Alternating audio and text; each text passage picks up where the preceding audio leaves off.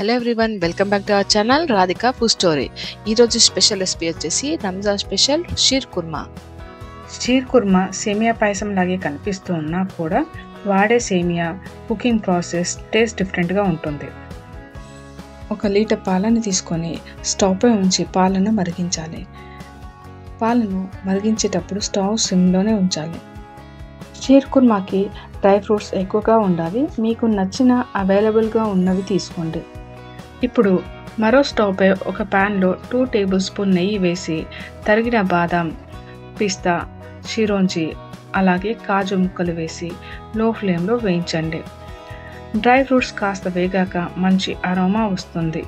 ఈ స్టేజ్లో కర్బూజా గింజలు వేసి కొద్దిగా రంగు మారే వరకు వేయించి చివరకు కిస్మిస్ వేయాలి. కిస్మిస్ ఇలా బాల్స్లా అయితే స్టవ్ ఆఫ్ చేయండి.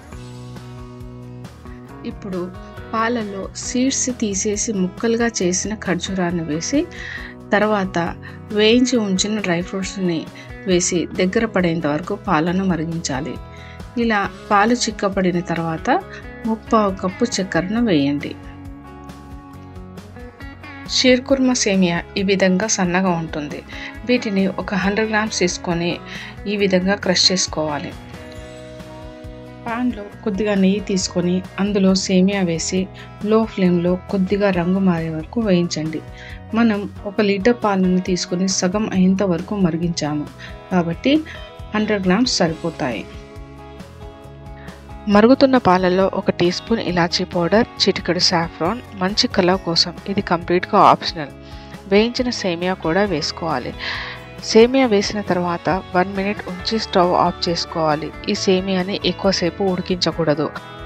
అంతేనండి, Ramzan special recipe sheer khurma. Recipe ఎలా అనిపించిందో తప్పక కమెంట్ చేసి మీ ఫ్రెండ్స్ అండ్ ఫ్యామిలీస్కి కూడా షేర్ చేయండి. అలాగే subscribe to Radhika food story. Thanks for watching.